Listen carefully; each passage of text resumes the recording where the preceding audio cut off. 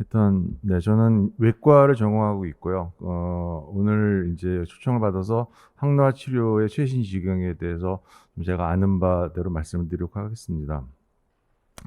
일단 이제 항노화 치료를 하려면 노화가 뭔지를 먼저 정의를 해야 될 것 같은데, 일반인들도 노화가 뭐냐고 물어보면 그거 모르는 사람 아무도 없습니다. 늙는 거를 노화라고 하죠. 근데 이제 그걸 좀 이렇게 소피스케이트하게 이제 표현을 하자면 세포가 재생되지 않고 장기는 기능이 떨어지면서 질환이 증가하고 점차 죽어가는 과정을 노화라고 보통 사람들이 생각합니다. 그러면 어떻게 생각하냐면, 그럼 죽지만 않으면은 노화는 발생하지 않는다. 왜냐면은 죽는 원인이 노화니까요. 이건 왜 지금 이렇게 말씀드리냐면은, 노화에 대한 관점이 다름에 따라서 이 죽음과 노화를 피하려는 사람들의 노력이 조금씩 다르고, 이것들이 사실은 관념적으로 전부 다 엉켜 있기 때문에 항노화 치료라는 거에 대한 것들이 개념적으로도 좀 많이 혼란스러운 부분이 있어서 그렇습니다. 생命공학적 정의에 의하면 뭐 이렇게 어쨌든 간에 데미지를 받은 세포나 그 장기나 이런 것들이 다 모여 있어서 이것들이 질환과 관계되는 그 기능 부전을 유발하는 것이 이제 생명공학적인 정의로 되어 있고, 이러한 정의에 의해서 생명공학을 전공한다는 자연과학자들은 그러면 이 과정을 없애거나 방지하면 노화가 생기지 않지 않겠느냐, 그런 관점에서 항노화에 대한 관점을 갖고 있습니다. 그렇다면은 노화는 질병이냐 아니면 생리적 현상이냐, 이게 계속 제기되는 문제입니다. 생명형체가 궁극적으로 이제 사멸하는 것은 피할 수가 없는 자연현상인지, 아니면은 그렇게 설계가 되지 않았는데 무슨 오류가 자꾸 생겨갖고 이런 그 노화와 사망이라는 것들이 생기는 건지, 사실은 사람들이 아직도 악유를 많이 하고 있고, 그렇다 그러면 병에 걸리지도 않고 아프지도 않고 기능은 떨어지지 않지만 죽어가는 것도 노화라고 해야 되느냐 말아야 되느냐, 이거는 노화를 치료하려는 의사나 다른 사람들의 그 또 이 관점에 있어서 그건 그렇지 않다고 생각할 수도 있고 그렇다고 생각할 수도 있습니다. 결국 죽지만 않으면 노화는 없는 건지 아닌지, 이런 것들이 모두 다 사실은 정의가 그 데피니션 자체가 처음부터 혼란스럽습니다. 뭐 조금 전에 말씀드린 것처럼 에이징이라는 거는 몰리큘라, 셀룰라, 앤 오가지말 체인지를 말하는데요. 개체가 그 생리학 상태 유지가 더 이상 불가능하게 그 되는 어떤 과정입니다. 그래서 당뇨병 등 질환이 같이 증가하기 때문에 에이지 릴레이티드 디지스라고 그러죠. 그렇다 그러면은 이러한 것들을 치료하고 보통 우리가 하는 의학이, 예를 들어서 암 치료를 해서 암에 의한 그 직접적인 사망을 줄여서 생명을 연장시켰다. 그러면 그거는 노화 치료냐 항노화 치료냐 아니냐. 항노화 치료를 하지 않는 일반적 의학도 사실은 궁극적으로 생명을 연장하기 위한 치료들이 많이 있기 때문에, 그렇다면 그것들을 다 그것과 구별되는 항노화 치료가 뭔지에 대해서 우리가 또 다시 한번 생각을 해야 될 거라고 생각합니다. 이게 이제 시그널링 패스웨이가 여러 가지가 있고, 이제 셀룰라 시그널링 패스웨이의 그 에이징과 관련되는 이런 여러 가지 타겟들이 많이 발견돼서, 이런 타겟들은 왜 중요한 문제가 되냐면, 이것들을 프로세스를 막거나 패스웨이를 블록할 수 있는 에이전트를 사용하면은 노화가 안 생기지 않겠냐 하는 관점으로 또 많은 사람들이 연구를 하고 있습니다. 다시 한번 이제 노화가 질환이냐 아니냐의 관점을 다시 한번 돌아가 보면은, 이제 에이징이 질환이라고 보는 그 시각은 에이징이 없으면 늙지도 죽지도 않을 것이다, 바이 데피니션. 그래서 치료에 의해 에이징 프로세스 자체를 정지시키거나 회복시킬 수 있을 것이다. 그래서 이런 것들을 유전자적인 문제로 보고 유전자적 치료를 잘 하면은 에이징이 발생하지 않을 거다라고 생각을 하는 거죠. 뭐 사실은 인간이 왜 태어나고 왜 죽는지도 모르는 상태에서 자기가 인간이라는 어떤 그 개체의 그 운명에 대해서 정의를 하고 말을 하는 그런 그 자신감 같은 것들이 보여서 사실은 조금 의사로서 거부감이 생기는 개념입니다. 이걸 또 이제 내추럴 코스라고 보는 시각은 뭐 철학적 관점이나 또는 이런 쪽에서 많이 그렇게 보는데, 결국 에이징은 막을 수 없는 생리적 현상이라는 거죠. 왜냐하면 이거는 우리가 결과론적으로 봤을 때 우리가 모르는 영생을 누리고 있는 사람이 있는 점인지는 모르지만 지금까지 어떤 사람도 죽지 않은 경우가 없다는 거죠. 100% 죽었습니다. 100% 죽었기 때문에 결국은 노화라는 과정 자체가 인간이 가질 수밖에 없는 숙명이라는 거죠. 그래서 이러한 생각을 갖고 있는 사람들은 기능적인 그러니까 노화와 관련된 질환을 방지하고 치료하는 것이 항노화 치료이다. 근데 우리가 숨길 수 없는 거는 이런 개념으로 항노화 치료를 하고 그 항노화 치료를 바라보는 대상자, 환자 혹은 일반인들은 내가 영원히 살 수 있는 비결을 의사가 갖고 있는 건 아니냐, 서로 다른 그 생각을 갖고 이제 똑같은 얘기를 하는 그런 부분이 없지 않아 있다는 것을 숨길 수가 없습니다. 뭐 노화를 조절하는 셀룰라 시그널링 패스웨이는 이렇게 굉장히 복잡한데 오토파지 같이 에이징을 방지시키는 그런 신체 내 작용도 있고, 그다음에 이제 다른 여러 가지 이제 에이징을 유발하는 여러 가지 시그널링 패스웨이가 있기 때문에 이 시그널링 패스웨이를 어떻게 조절하느냐가 노화를 조절할 수 있는 관건이라고 생각하는 사람들이 많습니다. 그래서 이제 이런 그 라이프 스팬을 유지하는 여러 가지에서 이거를 더 나쁘게 만드는 것도 있고 좋게 만드는 것도 있고, 이런 것들에 대해서 각 여기 노란색으로 나와 있는 여러 가지 약제들, 거기 패스웨이에 관계되는 걸 블록하거나 인핸싱하는 이런 약제들을 사용하면은 어쨌든 라이프 스팬이 증가할 거라고 생각하고 이런 치료들을 하고 있는 부분도 있는데, 좋은 게 좋은 거다라는 그 식으로 치료를 하고 있는 부분이 있기 때문에 정확하게 에이밍하는 게 뭔지, 또는 결과가 어떻게 된다는 거에 대해서 어떻게 그렇게 확신할 수 있는지, 그건 사실은 여전히 제가 자신 있게 말할 수 있는 부분은 아닌 것 같습니다. 또 한 가지 중요한 안티에이징 트리트먼트에 있어서의 그 논리적 그거를 주장하는 거에 논리적 오류라고 생각하는 부분 중에 하나가, 많은 경우에 에이지 릴레이티드 디지스를 얘기합니다. 그러니까 그걸 잘 치료하면은 그것 자체가 안티에이징 트리트먼트다 라고 생각하는 사람들이 사실은 굉장히 많습니다. 실질적으로 안티에이징 트리트먼트를 한다고 생각하는 사람 중에 이런 관점으로 보는 사람들이 많고, 이거는 결국은 노화 치료와 그 생명 연장을 위한 일반 의학 치료가 도대체 뭐가 다르느냐 하는 또 아규를 낳을 수가 있죠. 근데 어쨌든 간에 에이징이 증가하면서 이러한 여러 가지 카디오바스쿨라라든지 캔서라든지 스트로크라든지 이런 질환들이 증가하는 건 사실입니다. 그러니까 거꾸로 이런 질환 때문에 사망도 하고 노화가 진행된다고 생각할 수도 있고, 노화가 이런 사망에 이르는 질환을 증가시키는 부분도 있다고 생각하기 때문에, 그러면 이런 질환들을 노화에 대한 항노화 치료를 하면은 줄어들 것이냐, 그렇게 기대하는 사람도 있고 그렇게 희망하는 사람도 있지만 현재 그렇게 해서 또 치료하는 사람들도 있습니다. 그런데 그것이 과연 맞는지 안 맞는지 아직은 단언할 수 있는 상태는 아니라고 생각합니다. 길게 돌아서 결국 안티에이징 트리트먼트라는 게 어떻게 우리가 정의를 해야 되느냐, 이것부터 생각을 하셔야 될 것 같습니다. 우리가 말하는 항노화 치료는 뭐 다 똑같은 거냐, 모든 사람이 항노화 치료라고 말했을 때, 하나는 에이지 릴레이티드 디스, 조금 전에 말씀드린 이런 것들을 치료하는 거를 항노화 치료라고 생각하는 사람들이 있습니다. 노화에 의해 유발되는 모든 질환의 치료가 항노화 치료다. 그러면 노화와 노화 관련 질환의 경계는 무엇이냐, 또 항노화 치료와 노인 질환 치료는 같은 거냐 다른 거냐, 늙으면 늘어나는 암 같은 질환도 결국은 암을 치료하는 것도 다 항노화 치료라고 봐야 되느냐, 여기서 우리가 좀 혼란스러운 부분도 있고, 그래서 이런 사람들은 이제 에이징은 그러니까 질환이다. 에이징이라는 거는 우리가 방지할 수 있는 질환이다. 그리고 결국은 장수, 롱지비티를 추구하는 것이 항노화 치료의 그 자체라고 보기 때문에 영생하게 만드는 항노화 치료의 본질을 추구한다, 이렇게 말하고 있어요. 결국 안티에이징 트리트먼트를 의 본질은 죽지 않는 거죠. 불멸. 그러면은 그 불멸을 위해서 내가 그 정의되어 있는 안티에이징 트리트먼트에 해당되는 행동을 함으로써 내가 상대에게 불멸에 이를 수 있는 로드를 제공하고 있다. 이런 그 논리적 그 배경을 갖고 있는 경우가 많이 있다고 볼 수 있습니다. 그렇다면 항노화 치료의 목적과 방향성은 다 같으냐? 일단 뭐 그 아까 말씀드린 장수, 오래 살고 안 죽는 거, 이 자체가 항노화 치료의 목적에 들어가는 경우가 많이 있습니다. 불멸 혹은 롱지비티에 대한 연구 같은 것들이 있고, 이러한 그것이 항노화 치료의 본질이라고 생각하는 데는 일반인이나 자연과학자들 같은 경우에 이게 진정한 의미의 항노화라고 생각하는 경향이 더 의사보다 강합니다. 그 다음에 이제 아까 말씀드린 거 에이지 릴레이티드 디스, 뭐 알츠하이머 질환이라든지 디제너레티브 디지즈라든지 또 캔서 같은 것들이 잘 조절할 수 있고, 또는 이것들을 항노화 치료를 통해서 발생하지 않게 할 수 있다는 것이 항노화 치료라고 생각하는 사람들이 있습니다.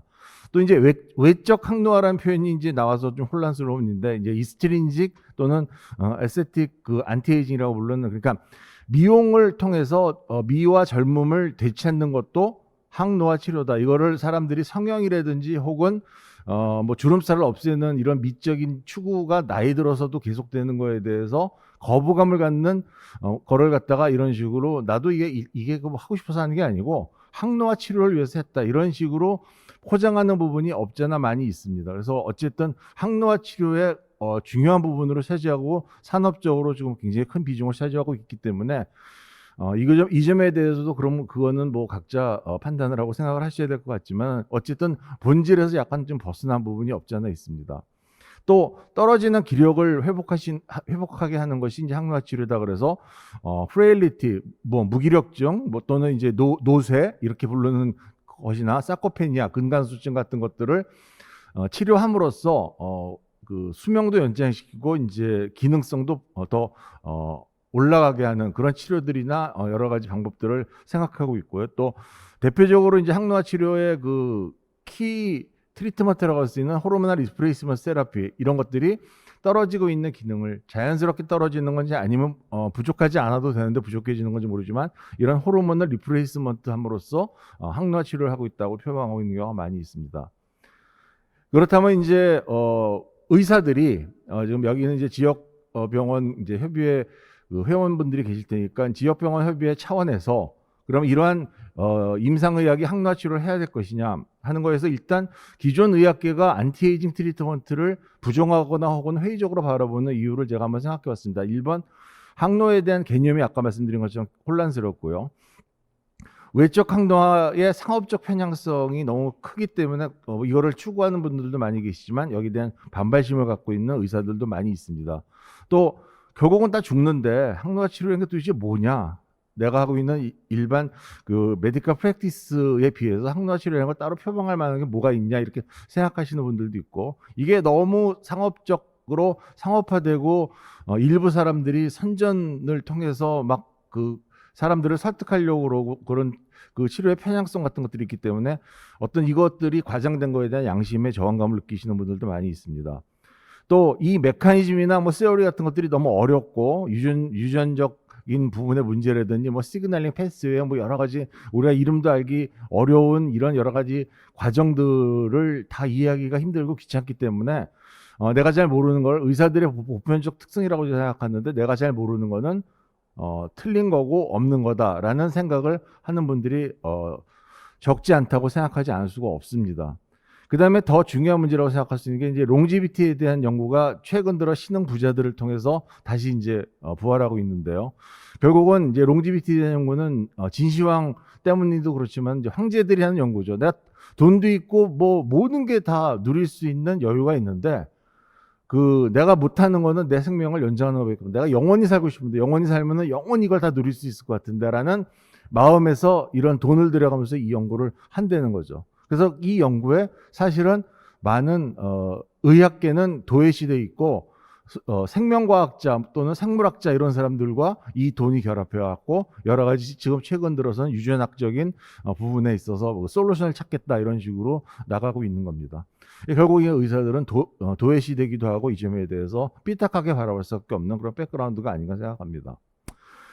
그러면 이제 현재 효과가 있는 항노화 치료는 존재하는지에 대해서 먼저 살펴보도록 하겠습니다. 이제 현재 개원가에서 할 수 있다고 생각되는 레코멘데이션 되는 여러 가지 항노화 치료가 있습니다. 1번은 아까 말씀드린 1번은 이제 칼로릭 리스트릭션 세오리에 의해서 그러니까 칼로리를 리스트릭션 하면은 우리가 궁극적으로 장수하는데 뭐 소식하면 장수한다 뭐 그런 개념하고도 비슷한 얘기라고 할 수 있는데 여러 가지 이거 자체가 이제 과학적 이 백그라운드가 있는데 이거에 맞춰서 그 칼로리 리스트릭션에 해당되는 메커니즘을 유발하는 원인을 알아서 이거를 돕는 그런 약제 같은 것들을 쓰는 것들이 이제 그 시도가 되고 있고 이런 메트포민이라는 이런 약들이 그런 효과가 있다고 돼서 말하자면 장수 약제로서 이제 등장할 수 있는 부분이 있고요. 그다음에 아까 말씀드린 것처럼 호르몬 리플레이스먼트 세라피가 이제 가장 사실은 클리닉에서 많이 사용되는 부분입니다. 왜냐면은 이런 호르몬 같은 것들이 뭐 갱년기 뭐 이렇게 되면서 섹스 호르몬이라든지 뭐 그로스 호르몬 이런 것들이 다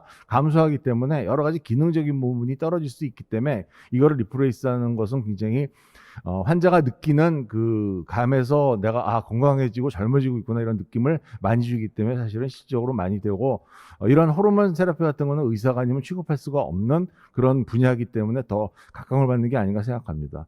그다음에 뭐 유산균을 한다든지 조금 전에 말씀하신 바이타민 D 같은 것들을 통해서도 일종의 항노화 클리닉에서 항노화 치료를 할 수 있는 그런 어떤 머티리얼이 되겠습니다. 먼저 호르몬al 리플레이스먼트 세라피에 대해서 말씀드리면, 실질적으로 그 항노화 클리닉의 뭐 주요 아이템이라고 할 수 있고, 젊음이나 활력을 회복시켜줄 수 있다고 할 수는 있다고 하지만, 이게 과연 수명을 연장시킬 수 있냐, 그렇다 그러면 수명을 연장시키지 못하는 치료가 어떻게 항노화 치료가 될 수 있냐, 이런 딜레마가 있는 건 사실입니다.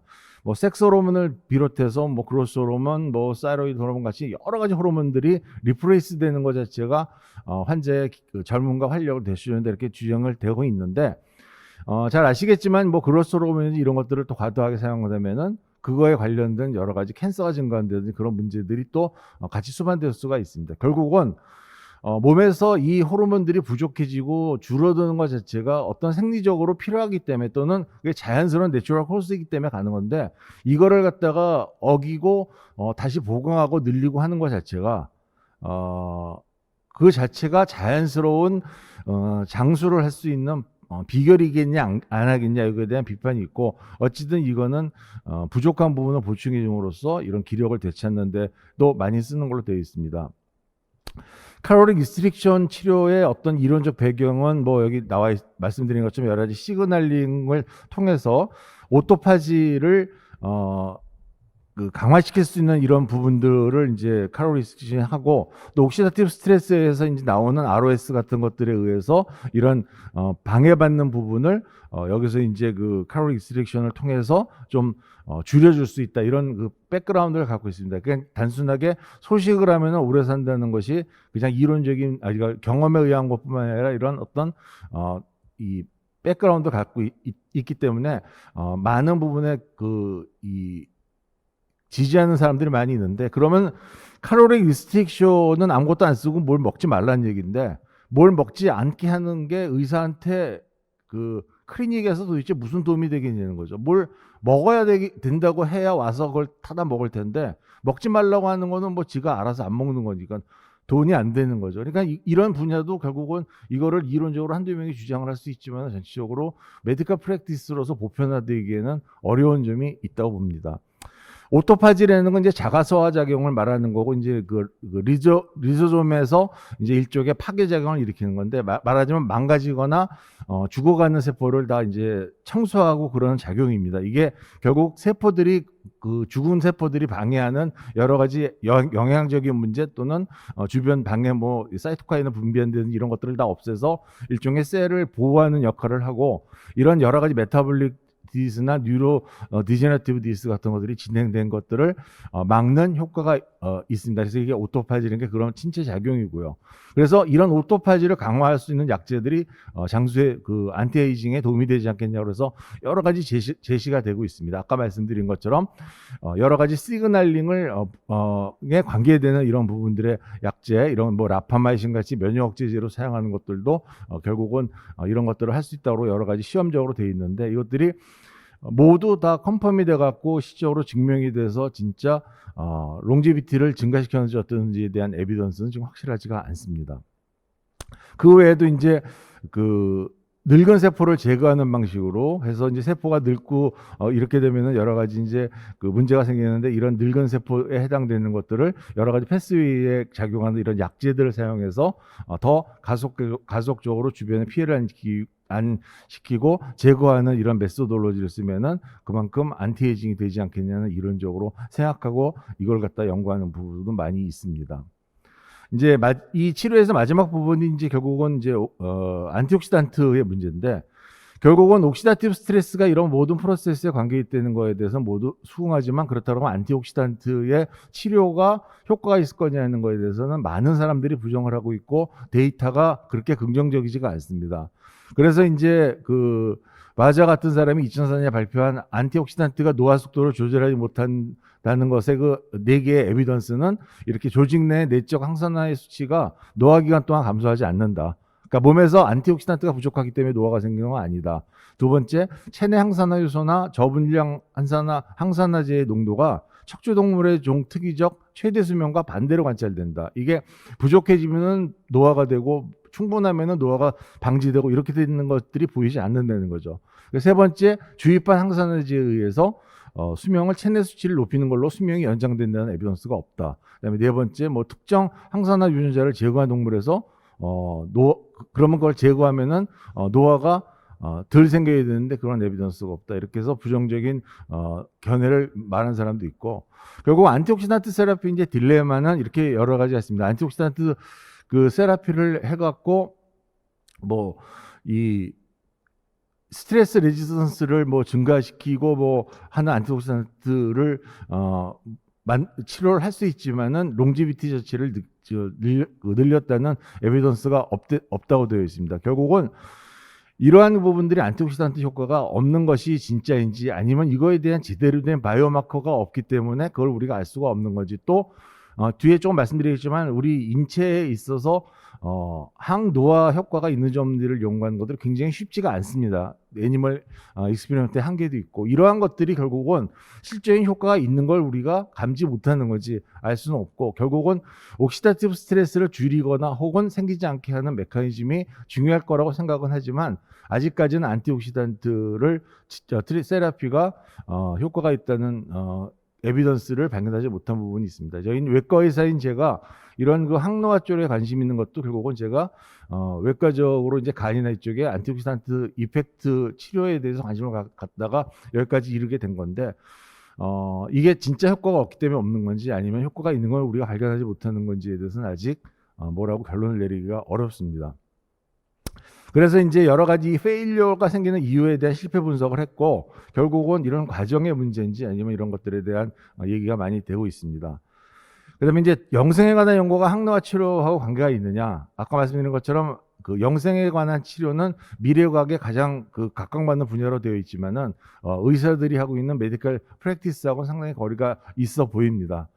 이건 뭐 이제 최근에 그 타임에 2번이나 최근에도 또 실렸다고 하는데, 아주 굉장히 사람들에게 흥미를 유발했던 이 벌거숭이 두더지지 뭐 이렇게 되어 있는 동물인데요. 최근 발견되고, 이 동물은 노화가 진행되지 않기 때문에 죽지 않는다, 이렇게 주장이 되고 있습니다. 그래서 그걸 왜 안 죽냐? 그걸 안 죽는 거는 결국은 이런 노화가 일어나는 이런 손상이 안 일어나기 때문이다. 그러면 얘를 보고 이 유전자적 특성을 하면은 사람도 이런 데미지가 안 일어나서 죽는 과정이 없어지지 않겠냐? 이런 주장을 하고 있습니다. 여기 이걸 주장하고 있고 하는 이제 칼리코라는 이제 회사가 나오는데, 구글인가요? 거기 그 이제 재벌들이 그 돈을 들여갖고 하고 있는 비밀 연구소 같은 겁니다. 지금까지 여기에 대한 크리티사이즈 하는 사람들은 만들어진 지 10년 가까이 됐는데 제대로 된 리포트를 한 번도 낸 적이 없다는 거죠. 그 수억의 돈을 들여서 도대체 뭘 하고 있는지, 그 사람들은 이게 아직 발표할 수 없는 컨피덴셜한 문제이기 때문에 발표를 안 한다라고 주장하지만, 삐딱하게 바라보고 있는 의학계에서는 소득이 없고 하는 짓이 없으니까 그냥 가끔 이런 이슈성 가십성 기사나 내는 걸로 생각을 하는 경우가 많이 있습니다.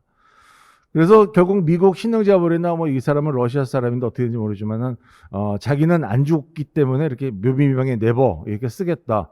그래서 하루에 이 많은 양의 약들을 자기가 영생하는 데 도움되는 약이라고 해서 먹고 있습니다. 옛날에 그 유명한 진시황도 있고요. 결국은 부자들의 영생 연구에 열풍하고 그 임상의사의 위치는 어떤 건지에 대해서 회의적이고, 이 사람들이 의사들한테 이런 거 물어보려고 하지도 않고 의사들이 이 문제에 대한 솔루션을 제공하지 않을 거라고 생각하고 있고, 의사도 이런 방향성에 대해서 삐끗하게 보는데, 인터넷이니 뭐니 해갖고 돈을 억수로 번 이 재벌들이 이런 것들에 대해 다 관심을 갖고 영생을 이루기 위해서 연구들을 하고 있습니다. 그 결과에 대해서 아직까지 뚜렷한 게 나온 건 없지만, 어쨌든 연구비를 많이 들였기 때문에 많은 연구들이 결과가 나왔고요. 그 다음에 아까 말씀드린 건 동물 실험에 관한 문제를 말씀드렸는데, 일단은 실험하기 좋은 그 연구 대상자인 생물은 수명이 짧아야 됩니다. 왜냐하면 수명이 짧기 때문에 우리가 늘린다는 것 또는 안 죽게 하는 것들에 대한 연구를 할 수 있는데, 오래 살면 살수록 불리하죠. 이게 이제 뭐 꼬마 선충 이런 정도의 아주 뭐 이런 뭐 몇 달 며칠밖에 못 사는 뭐 이런 것들 초파리 이런 것처럼 며칠도 못 사는 이런 것들을 하면은 우리가 연구를 좀 할 만한데 뭐 마우스나 래트만 하더라도 뭐 그 사는 게 뭐 몇 년 되면은 이 연구가 굉장히 쉽지가 않아집니다. 그래서 결국은 인간이 뭐 커다란 벌레나 또는 큰 생쥐냐 이런 얘기가 아니라 그러니까 수많은 연구가 이제 이런 선충이나 이런 것들에 이루어졌고 그것보다 적지만 이런 그 초파리나 마우스에 대한 연구가 이루어졌지만 인간에 대해서는 이런 트랜스레이셔널 그 리서치가 이루어진 게 거의 없다는 거죠. 그건 왜냐면은 딴 부분보다 유발하고 질환을 치료하는 게 아니고 이거 계속 살아나갈 수 있게 도와주는 그 어떤 것들이 요소가 뭐냐를 갖다가 인간 갖고 연구하기는 너무 기간이 길다는 겁니다.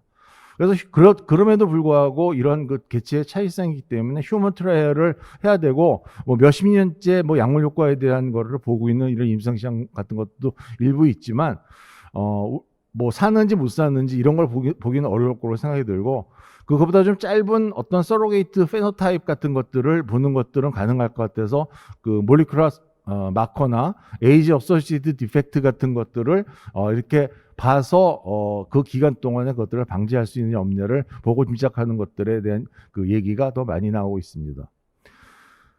그래서 이런 바이오마커는 그 프레일리티, 노쇠와 관계되는 여러 가지 바이오마커들이 여기 나와 있고요. 그 다음에 이러한 그 뭐 페노타입도 이그조스션이냐, 로우 피지컬 액티비티냐, 위크니스냐, 로우 바디 웨이트냐 이런 식으로 정의를 해서 플라일리티라는 것 자체가 어떻게 정의되는지도 있고 이걸 또 인덱스화 해갖고 여러 가지 팩터를 봐서 이 인덱스가 뭐 0.45 이상이면은 그 가장 뭐 노쇠가 진행됐다 아니다 이렇게 이제 계산하는 인덱스도 등장을 하고 있고요. 그 다음에 이것들의 우선권을 여러 가지 이제 뭐 평가에 의해서 점수를 갖고 어떤 그 프라이어티가 얼마나 있느냐. 그래서 각 장기별로 노쇠화되는 거에 더 스페시픽한 또 이런 그 바이오마커들이 뭐가 있느냐 이런 것들도 이제 나오고 있고 그 다음에 이제 넘버원 프라이어티를 갖고 있는 어떤 바이오마커들을 갖고 이런 그 신체 내 여러 가지 그 노쇠화 자체를 검사를 해서 이거 자체가 지표가 향상이 되면 치료 효과가 있고 아니면 이것들이 노쇠화가 됐다는 거는 이런 바이오마커들이 증가했고 이렇게 분류하는 움직임들이 있습니다. 그래서 플라리티 인덱스와 바이오마커와 항노화 치료를 보자고 하시면은 이거는 결국 노인의학과 항노화 의학의 결국 차이가 뭐냐. 이런 항노화 치료에 있어서 노인의학은 이런 인덱스를 향상시키는 데 기능적인 부분을 더 강조를 하고 해야 될 거라고 생각이 들지만은 그것들이 구분이 좀 애매할 수 있습니다. 그래서 이러한 진단 기준으로 뭐 항노화 치료의 시작 기준을 생각하고 이것들을 회복시키는 것에 항노화 치료의 성과로 지표할 수 있지 않을까 하는 것이 이제 많이 생각되고 있는 부분이고요. 결국은 이런 바이오마커가 노화에만 특화되어 있느냐, 다른 질환 진행과 관계에 있느냐 이런 것들을 알 수 없기 때문에 항노화 의학 치료에 관한 지표도 보다 다양해져야 될 걸로 되고 있습니다. 그래서 어쨌든 바이오마커가 이제 특화된 치료가 항노화 치료에 도움이 될 것인지 아닌지 앞으로 주목해 봐야 될 부분의 문제라고 생각됩니다. 또 한 가지는 이제 에이징이라는 프로세스 자체가 인플라메이션이 진행되는 관계하고 유사점이 굉장히 많기 때문에 사실 안티 인플라마토리 이펙트와 안티 에이징이 유사점을 많이 발견되고 또는 안티 인플라마토리 트리트먼트를 하고 있는 게 안티 에이징이라고 주장되기도 하지만은 어쨌든 인플라메이션이 생기는 프로세싱을 좀 더 연구하고 하면은 이런 에이징 프로세스에 대한 이해도 좀 더 진행을 해서 될 수 있고 거꾸로 임상에서는 안티 인플라마토리 트리트먼트를 해주는 것이 뭐 인플라메이션이 있을 때만 적극적으로 치료해라 이런 것들을 보편적으로 치료하는 것이 안티에이징 트리트먼트 메디케이션의 그 방법으로 등장할 수도 있지 않나 생각이 듭니다. 마지막으로 이제 이러한 항노화 치료에 대한 비즈니스는 지금 현재 어떻게 되는지 말씀드리자면은 최근 들어서 폭발적으로 항노화 관련 논문이 증가하고 있습니다. 아까 말씀드린 그런 재벌들의 돈놀이에 관계되는 부분도 많이 있고 뭐 어쨌든 돈이 있으니까 연구가 되는 부분도 있고 많이 이제 논문들이 나오고 있고요. 또 미국의 우후죽순처럼 그 항노화 의학 관련 기업체가 꾸준히 증가하고 있는데 이 중에 한 기업 정도가 그 안티옥시단트 트리트먼트와 관계고 나머지는 다 유전자적인 뭐 처리라든지 이런 쪽에 관계가 있어서 좀 여러 가지 이 기업도 좀 편향이 되고 있는 부분이 없지 않아 있습니다. 그래서 이제 마지막으로 안티에이징 비즈니스에서 우리가 생각해야 될 여러 가지 요소를 보시면 이제 그런 것 중에 하나가 그 작은 동물에는 이 여러 가지 그 노화 진단, 그러니까 유전자가 굉장히 많기 때문에 이 작은 동물들의 실험 결과 갖고 사람의 결과로 보기 어렵다는 점, 늘 그 결과에 대해서 너무 현혹되면 안 된다는 거죠. 두더지, 벌거숭이 두더지가 뭐 안 죽기 때문에 사람도 안 죽을 수 있다. 이런 식의 진짜 안 죽는지 잘 모르겠지만 이런 것들이 위험한 걸 말씀드릴 수 있고, 또 칼로리 리스트릭션에 관해서도 무조건 리스트릭션하기가 힘들기 때문에 우리 간헐적 단식 같은 것들이지 않습니까? 그런 것들을 실질적으로 할 수 있는 그런 에너지 관리에 관한 부분의 치료 같은 것들을 적용해 보는 것도 그 안티에이징 비즈니스에서 좀 생각해 볼 수 있고, 그 다음에 이제 최근 들어서 젊은 사람의 플라스마 같은 것들을 공급을 해주면은 여러 가지 이런 에이징에 관련된 지표들이 개선되는 결과를 볼 적에 좀 젊은 사람들에 있어서 어떤 늙은 사람과 구별할 수 있는 그런 신체적 차이 또는 그런 셀룰라 레벨의 어떤 차이 같은 것들을 더 연구를 해서, 또는 이런 그 젊은 사람들의 혈액을 어떤 형태든지 공급하는 방식 또는 그 비슷한 치료 같은 것들이 향후 이런 비즈니스에서 효과가 있지 않을까, 이런 여러 가지 얘기들이 있습니다. 네, 이상으로 마치도록 하겠습니다. 감사합니다.